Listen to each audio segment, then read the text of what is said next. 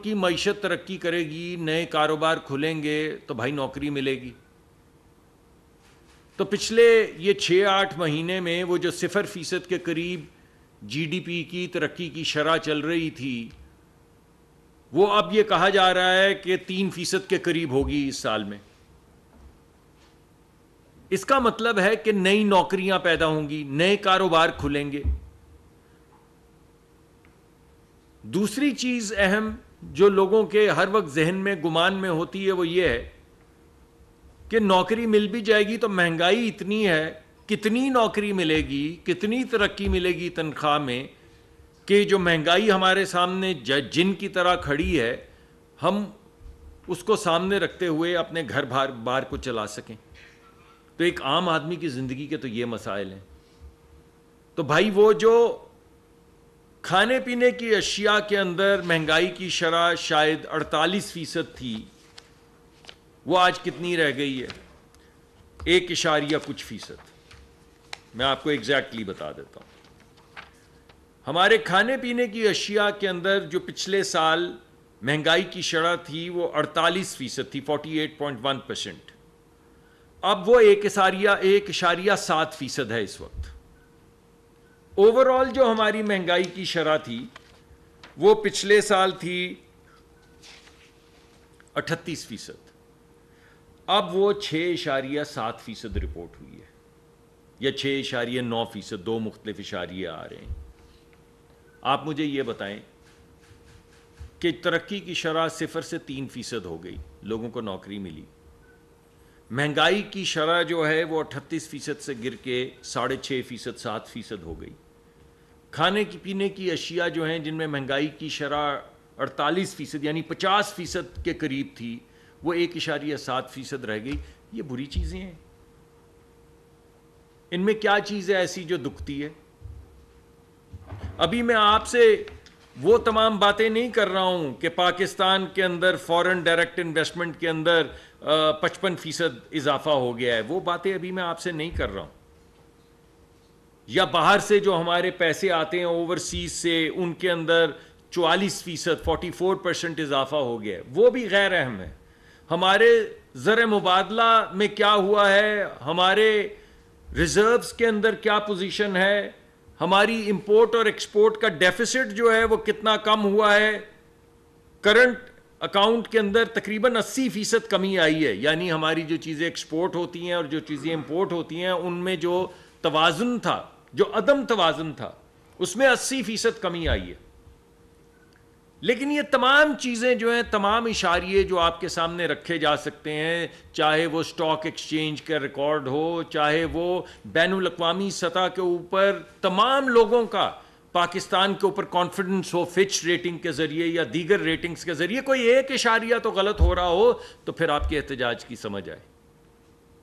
مہنگائی کم ہو رہی ہے، ترقی کی شرح بڑھ رہی ہے، جو خسارہ تھا ہمارا وہ 80% کم ہو چکا ہے. پوری دنیا سے پاکستان میں انویسٹمنٹ آ رہی ہے.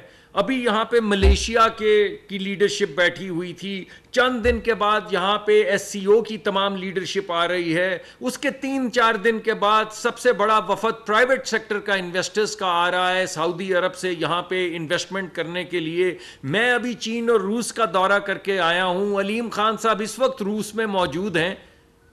اس میں سے کون سی چیز غلط ہے؟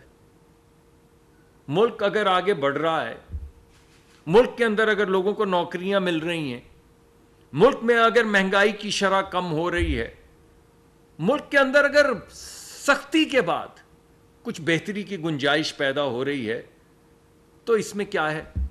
اس میں کیا برا ہے؟ ارے بھائی بات یہ ہے کہ چاہے ہماری زباں سے آگ نہ نکلتی ہو، لیکن ہمارا تو خواب اتنا صحیح ہے کہ پاکستان کے لوگوں کی خدمت کرنے آئے ہیں تو پاکستان کے لوگوں کی خدمت کریں.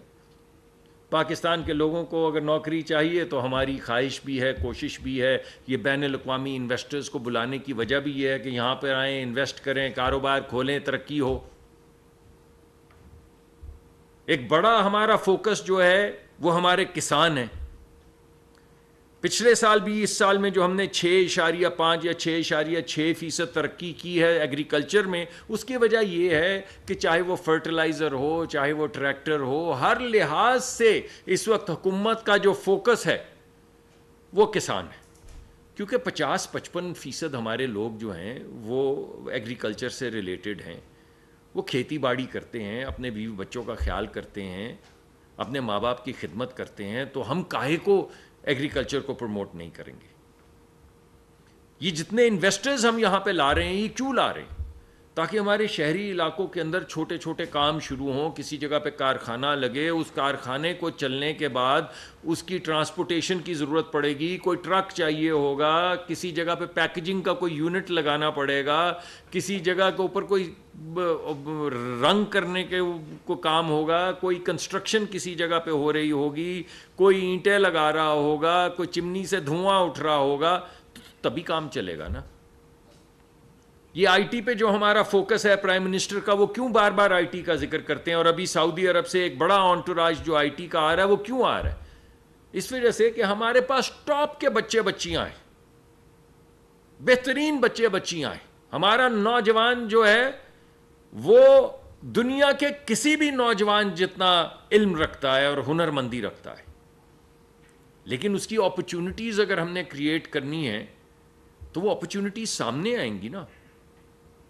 جب انویسٹر آئے گا، وہ پاکستانی ٹیلنٹ کو دیکھے گا، جب وہ دیکھے گا کہ یہی کام ڈالروں میں یا یوروز میں یا ریال میں یا درہم میں کیا جائے تو 280 روپے کا ایک ڈالر بنتا ہے یا 30 روپے کا کوئی درہم دینار بنتا ہے، تو اس کے ذہن میں آئے گی نا کہ یار یہ اتنے ٹیلنٹڈ بچے بچیاں، اس سے زیادہ جہاں ہم رہتے ہیں ٹیلنٹڈ بچے بچیاں، اور اس یہاں پہ قیمت پہ ہم ان کے ساتھ مل کے کام کر سکتے ہیں، تو وہ کیوں نہیں پاکستان آئیں گے؟ مگر کسی کو پاکستان کا یہ والا چہرہ دکھانا ہوگا نا، کسی کو بتانا ہوگا کہ پاکستان میں مہنگائی کم ہو رہی ہے، کسی کو کہنا ہوگا کہ پاکستان میں ترقی کی شرح اوپر جا رہی ہے، کسی کو اس بات کا ذکر کرنا ہوگا کہ پاکستان کے خسارے کم ہو رہے ہیں، کسی کو یہ اندیہ دینا ہوگا کہ یہ بلا وجہ سعودیہ نہیں آ رہا، بلا وجہ ملیشیا نہیں آ رہا، بلا وجہ چائنا نہیں آ رہا۔ یہ سی پیک کا جو فیز 2 شروع ہو رہا ہے، جس کا مرکز صرف نیا کاروبار ہے، انفراسٹرکچر نہیں، نیا کاروبار ہے، جس کا احسن اقبال صاحب کئی دفعہ ذکر کر چکے ہیں، یہ بلا وجہ نہیں ہو رہا۔ یہ روس کا جو دوبارہ انٹرسٹ ہے، یہ بلا وجہ نہیں ہے۔ ان تمام چیزوں کی وجہ یہ ہے کہ ملک کے اندر ایک سٹیبلٹی آ رہی ہے، ملک دوبارہ سے ترقی کی طرف گامزن ہو رہا ہے۔ مجھے یاد پڑتا ہے تقریباً یہ وہی وقت آ گیا جب ایک عجیب سی کیفیت تھی 2013 سے پہلے کہ بجلی نہیں ہے، بجلی ہے تو پانی نہیں ہے، پانی ہے تو روشنی نہیں ہے، روشنی ہے تو گیس نہیں ہے، بس نہیں ہے نہیں ہے نہیں ہے کی گردان تھی۔ اس کے بعد 1-1.5 سال نہیں ہوگا نہیں ہوگا نہیں ہوگا کی گردان چلتی رہی، پھر ہو گیا نا، پھر ہو گیا، اربوں روپے کی انویسٹمنٹ ہو گئی، بجلی بھی آ گئی، پانی بھی آ گیا، گیس بھی آ گئی، ترقی بھی ہونی شروع ہو گئی۔ تو مجھے لگتا ہے دوبارہ سے وہی ایک ریپلے ہے۔ ابھی 6-8-7 مہینے ہوئے ہیں، میں نے تمام اشاریہ آپ کے سامنے رکھ دی ہیں۔ اس کی وجہ یہ کہ ہمارے ذہن کے اندر صرف ایک ہی چیز ہے، وہ ہے ملک کی ترقی۔ اور ملک کیا ہے؟ یہ ہے غریب لوگوں کا ملک۔ تو غریب لوگوں کے لیے کام کرنا، بس، اس کے علاوہ کچھ نہیں۔ جتنی باتیں میں آپ سے کرتا ہوں، میں آپ کو اشاریے بھی کم دیتا ہوں، نمبرز بھی کم بتاتا ہوں، ہر 2 منٹ کے بعد ذکر کرتا ہوں نوکری کا، ہر 2 منٹ کے بعد ذکر کرتا ہوں مہنگائی کا۔ اس کی وجہ یہ کہ بس یہی 2-3 چیزیں ہیں جو وزیر اعظم کے گمان میں، باقی سب اشاریے ہیں، ان کے لیے آپ علیحدہ پریس کانفرنس کر لیں۔ لیکن ان اشاریوں سے آپ کی زندگی میں کیا ہو رہا ہے، یہ ہے ایک اہم بات، اور یہی ہے ہمارا خواب، یہی ہے ہمارا خاکہ، یہی ہے ہمارا ملک، یہ ہے ایک پاکستان۔ اب دوسرا پاکستان پیش کرتا ہوں، جس میں کیا ہے؟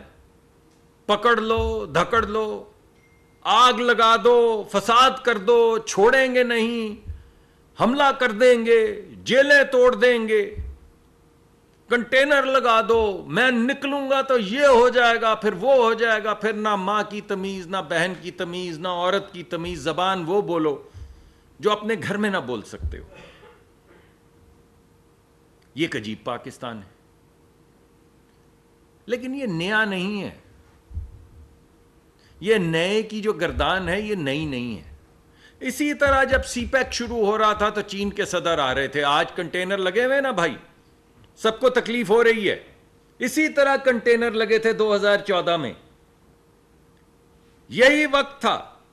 اسی طرح چین کے صدر یہاں پہ تشریف لا رہے تھے. کس لیے؟ ملک کی ترقی کے لیے. کس لیے آ رہے تھے؟ سی پیک کرنے کے لیے.